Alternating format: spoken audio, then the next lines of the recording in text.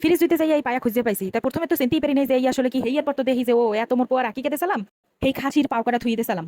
ভাবছিলাম যে পরে খামো অনেক রান্ধে রান্ধে, হ্যার পর তো মনেই আসলে না এতদিন পর হেই আজকে খুঁজে পাইছি। তাই সেই পাউকাটা কাল ভালো মতো কাটি কুটি লইছি সুন্দর করে ধুয়ে টুয়ে, এরপর ছাল এলাচ দুনিয়ার গুড়ি জিরের গুড়ি একটুখানি হলদি মরিচ লং একাল সব মুই সাজাই গোছাই লইছিলাম যেটু পরিমাণ মতো লাগে হেডু। তাই মুই জাল বেশি খেয়ে দেখে একটু মরিচের পরিমাণ বেশি দিছি। কিন্তু নেহারি বানাইতে গেলে কিন্তু জালের পরিমাণ এককালি কম দেয়, বেবাক কি কম দেয়। যত আপনারা রান্নার ভিডিও দেখবেন বেবাক মানে কিন্তু এককালি একটুখানি মরিচের গুঁড়ো দেবে। হ্যাঁ কমন একটা ডায়লগ যে বেশি মরিচের গুঁড়ো দিলে বুক জ্বলে। তাই মোর দ্বারা এরকম কিছুই মনে হয় না, কারণ মোর দ্বারা মনে হয় যে একটু জাল জল না হলে মোর মজা লাগে না। যেহেতু এটা মুই নিজেই খামো হেলে কি চিন্তা করছি মনের মতোই রান্না। এরপর আমি 5-6টা পেঁয়াজ কাটি লইছিলাম, তাই পেঁয়াজ অর্ধেক পরিমাণে দিয়ে লইছি, নুন দিছি, এরপর দিছি আদা রসুন। এখন মুই দিতে আছি সোয়াবিন তেল।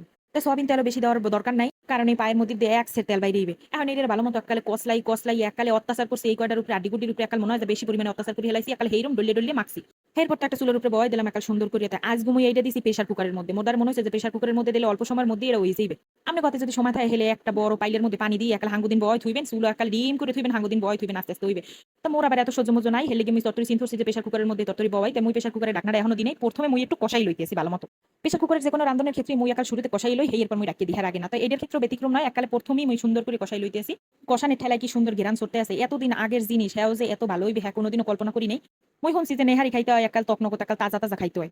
মোরে আর মানে কইছে যে পাও বলে বেশি দিন ফ্রিজে থাকলে হবই মগই যায়। মুই হ্যাঁ কইতে পারি না যে আসলে কি কইছে, হ্যাঁ মুই বুঝিও নাই। তো চিন্তা করছি আজ বইয়ে দেই একটু খাইয়ে বানাই দেখি যে আসলে ওই কথাটা সত্য কিনা। তাই এরপর যাই মুই একাল ডালিয়ে দিলাম কতখানি পানি, একাল বেশি করে পানি দিয়ে একাল ভরিয়ে দিলাম প্রেশার কুকার ডারে।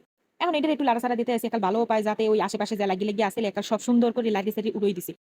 মরিচের লেগে দেখেন একালে কি সুন্দর লাল টকটক দেখা যায়। তাই যারা মরিচ কম খায় এরা কিন্তু ভুলেও এত মরিচ দেবেন না। মুই একালে 2 টেবিল চামচ পরিমাণে দিয়ে হেলাইছিলাম। তাই এখন পর্যন্ত মুই এটারে ডাহি নাই। এখন এটারে ফুটছে, ফোড়ার পরে এখন এটারে ডাকি ঢুকে দিতেছে একাল ভালো মতো। প্রথমে ডাহি নাই ডরে ঠেলায় বোঝালাম যে বেশি মনে হয় পানি দিয়ে হেলাইছি, ফুটতে একাল মনে হয় সাইড কুল দিয়ে পাইবেই পর। তাই হেলে গিয়ে ফুটতে যাই ওর এখন একালে ডর মুক্ত হেলে গিয়ে মুই একালে এখন ডাকি দিছি। তাই এই কুল দিয়ে এখন মুই আরেকটা জিনিস রেডি করতে আছে, সেটা হইতেছে বেসন। নিহারের মধ্যে একটু বেসন দিতে হয়, হেলে গিয়ে বেসনটা একটু টালি টুলি লই একটু বেজা বজা দিয়ে লইতেছি। আর কিন্তু হুক না কোনো তেল মেল ঘি কিছুই দেবেন না, একাল হুক না একটা বান্ডের মধ্যে একটু টালি টুলি লইতেছি, যাতে বেসনের যে একটা গন্ধ বেসন তো ডাল মিল দিয়ে বানায় একটা যে এই গন্ধটা যেন আর না থাকে। হেলে গিয়া এটা ভালো মতো একটু বাজা বাজা দিয়ে লইতেছি। সুন্দর একটা টালার ঘেরান ছড়ছে, যে কোনো জিনিস একটু বাজা বাজা দিয়ে লইলে সুন্দর একটা ঘেরান হয়। একটু লাড়ি সেটি দিতে আছি যাতে দলা দলা না হয়ে যায়। তাই মুই কিন্তু এটা সরাসরি ডালি দিছি একালে প্রেশার কুকারটা উড়িয়ে একাল সুন্দর করে ঢাকনাটা খুলিয়ে ডালি দিছি। আপনারা কেউ চাইলে একটুখানি পানিতে গোলা দিয়ে এরপর সেই গোলাটাও কিন্তু ডালি দিতে পারেন। তাই মুই এত ঝামেলা হরিনি হেলে চিন্তা করছি একচুরি ডালি দিই। তো প্রেশার কুকারে ঢাকনাটা উড়িয়ে হেয়ার পর দেখলাম যে ভালোই টাইনি টুনি গেছে, একটু ঘন ঘন হয়ে গেছে। তাই এখন বেসনটা দিয়ে দিই, এটা দিলে আর একটু গ্রেভি হয়ে যায়, ওটা একাল ঘন হয়ে যায়, খাইতেও স্বাদ লাগে। এরপর তো এখন দেওয়ার পর একটু লাইটি সেটি দিতে আছে, একটু দলা দলাও আসলে যদি মুই আগে থাকতে একাল গুললে লইতাম পানিটা ডালিয়ে দিতাম হেলে কিন্তু এই সমস্যাটা হইতে না। একটু দলা দলা আসলে তো যাও, যেহেতু সমস্যা হয়ে গেছে আর সমাধানও আছে। এপির মতো বাঁচছি প্রেশার কুকারে দিছি, হেলে গিয়ে এখন ডাকি দিমু। এরপর কতক্ষণ পর উদল হলে দেখমু বেসন একাল সব গুলিয়ে গেছে। তাই একুল মুই আবার বাগার দেওয়ার পিনে জোগাড় লইতেছি। হেই যে অবশিষ্ট পেস্টটি রাখছিলাম সেই পেস্টটি বাগার দিতে তুললাম।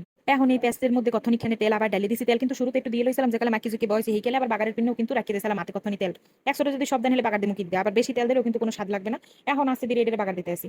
যে কোনো জিনিস বাগারই মজা। বাগারটা খুব সাবধানে দেওয়া লাগবে, পেঁয়াজ যাতে পুরি পুরি না যায়, আবার পেঁয়াজ যাতে কাঁচা কাঁচাও না থাকে। তাই হেলে গিয়ে একটা চুলের জাল কমাইয়া এরপর ঠান্ডা মাথায় বাগারটা দেওয়ার লেগে পেস্টটা রেডি করতে আসি।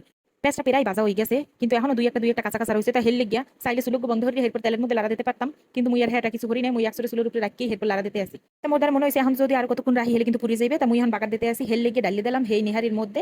এখন একটু লাড়াচাড়া দিয়ে দেখতে আসি যে একালে নিহারিটি কিন্তু রেডি হয়ে গেছে, একাল সুন্দর গেরান ছুটছে, আবার ঘন হয়ে গেছে।